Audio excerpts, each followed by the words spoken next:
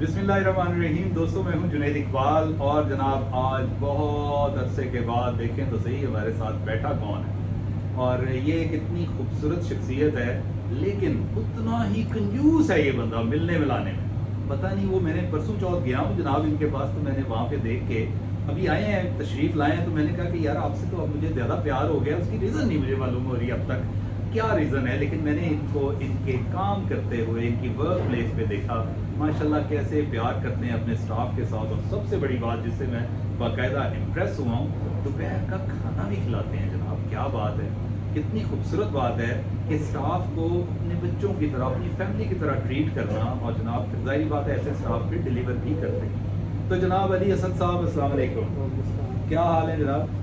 शुक्र, आप ठीक है जुनैद भाई? First class. अली असद ज़्यादा मुल्क से बाहर होते हैं और मुल्की दौरे पर कभी कभी आते हैं। पहले कनाडा तशरीफ़ ले गए और उसके बाद मैंने पिछले वीलॉग में भी कहा था कि ये पुर्तगाल से होकर आए हैं। वहाँ से इन्होंने मुझे फ़ोन किया था, बताया था कि जनाब मेरे पास बहुत अच्छी खबरें हैं। उस पर मैंने एक मुख्तसर सा वीलॉग भी किया था पुर्तगाल के हवाले से, फिर रोमानिया के बारे में किया था, फिर पोलैंड के बारे में। ये तो है वो थोड़ा सा मुख्तसरन रीकैप कि हम क्या क्या कर रहे हैं।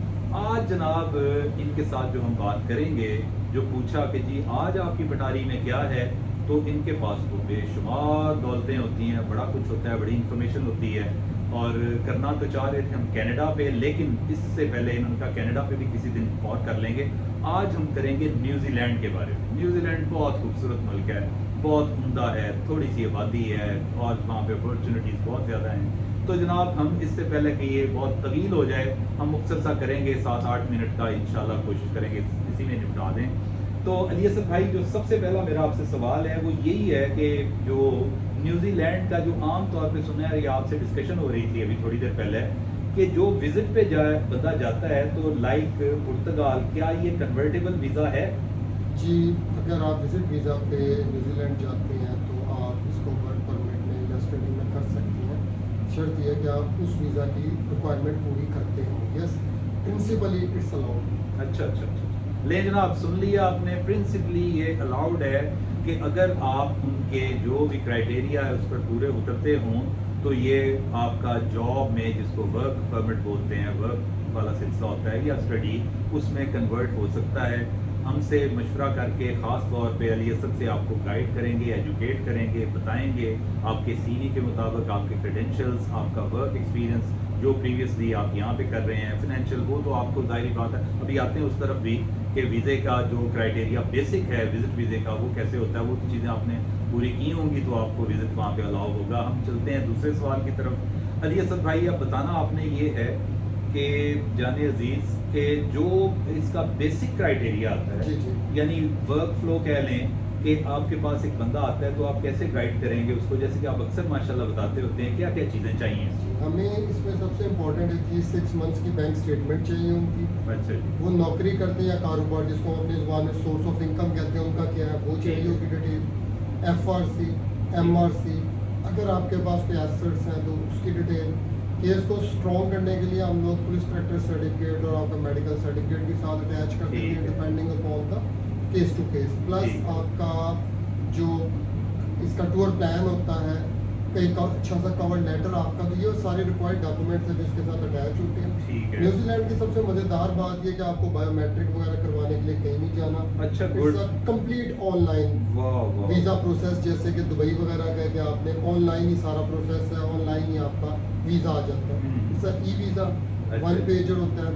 यूजली जो हमारा एक्सपीरियंस है, मोस्टली मेरे क्लाइंट्स को 1 साल का वो मिलता है। अच्छा जी। तो मतलब अच्छा खासा ये लंबा मल्टीपल एंट्री होता है, ड्यूरेशन भी ठीक इसकी है। है।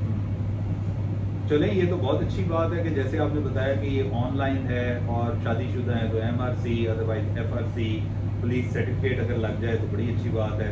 और उसके अलावा ये है कि मेडिकल और जाना नहीं पड़ता, एक ही पेज पर ये सारा है।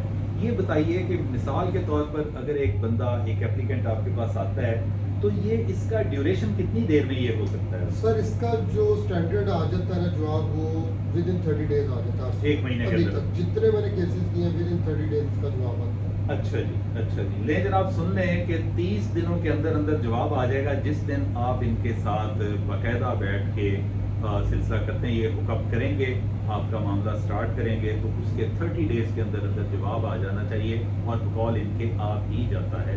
तो आजकल लग रहे हैं वीज़े, कोई जी। मुश्किलात तो नहीं है पाकिस्तान के लिए? नहीं, मुश्किलात अगर डॉक्यूमेंट ठीक हों, कुछ डॉक्यूमेंट्स पॉलिसी अगर भी अच्छे होती हैं है। तो बिल्कुल आपके वीज़ाज लग रहे हैं और किसी किस्म का कोई प्रॉब्लम नहीं है, क्योंकि बाकी ममालिक में तो आपको अपॉइंटमेंट का बड़ा इशू है। 30-30, 40-40 हज़ार मार्केट में एजेंटों को दे के अपॉइंटमेंट, यहाँ तो कोई अपॉइंटमेंट की आपको ज़रूरत ही नहीं है।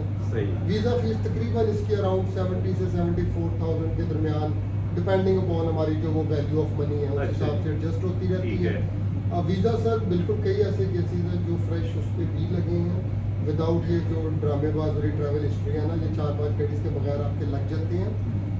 आपने सिर्फ ये करना है कि अपने डॉक्यूमेंट्स को प्रॉपर हो, बस दैट्स इट। स्टेटमेंट कितनी की होनी चाहिए? स्टेटमेंट जो है 15 से 20 लाख हो। 15 से 20 लाख सुनते जाएं साथ साथ, 15 से 20 लाख की स्टेटमेंट हो और 6 महीने की वो स्टेटमेंट आपने देनी है। और उसके अलावा कोई रिकैप अच्छा, दे दें। न्यूजीलैंड जो है ये आपने देखना है कि प्लीज़ अपने साथ फेक डॉक्यूमेंट्स मत लगाएं। मार्केट में आजकल आप लोगों को जो है वो इनविटेशन लेटर के नाम पे आपको कहा जाता है। एम्बेसीज अब बहुत ज़्यादा जो है ना, हम पाकिस्तानियों की इन हरकतों की वजह से बहुत मोहतात हैं। तो प्लीज़ आपका डॉक्यूमेंट जो है वो अगर नहीं स्ट्रॉन्ग है तो ज़्यादा तो मैक्सिमम वीज़ा रिजेक्ट होगा। ठीक है। लेकिन अगर आप इस तरह की कोई हरकत करते तो आप बैन होंगे। बैन और होंगे। बैन होने का मतलब है क्योंकि न्यूजीलैंड की जो 5 FCC का यानी FCC का मेंबर है, जिसमें यूके, USA, कनाडा, ऑस्ट्रेलिया और न्यूजीलैंड, ये पांचों शामिल हैं। तो अगर आप एक में भी बैन होते हैं तो समझिए आप पांचों में बैन है। पांचों में बैन हो जाएंगे। लो भैया सुन लो बात, कि रिजेक्ट हो जाना कोई ऐसी बात नहीं है, बैठे हैं ना, फिर से भी ट्राई की जा सकती है, लेकिन फेक डॉक्यूमेंट ना दें। वंस यू आर बैंड तो फिर आप कहीं के नहीं रहते, ना इधर के ना उधर के। और एक जगह से बैन होने का मतलब जैसे कि इन्होंने भी बताया 5 जगहों से आप बैन हो सकते हैं। तो ये था जनाब मुख्तसर सा आज का ये सारा सिलसिला। न्यूजीलैंड के लिए अप्लाई करें फौरी तौर पर, तुरंत करें। अली असद इस वक्त जनाब फ्रेश होके आए हैं माशाल्लाह। इनका सेटअप देख के, इनका जनाब स्टाफ देख के बड़ा डेडिकेटेड है, जो मुझे ये अंदाज़ा हो गया है कि नहीं यहाँ पे चीज़ें बहुत जल्दी से होंगी और इन वेरी जेन्युइन केस होंगी। किसी किस्म की कोई आपको फर्दर इंफॉर्मेशन चाहिए तो जनाब आप हमसे रब्ता कर सकते हैं। आपका बहुत बहुत शुक्रिया।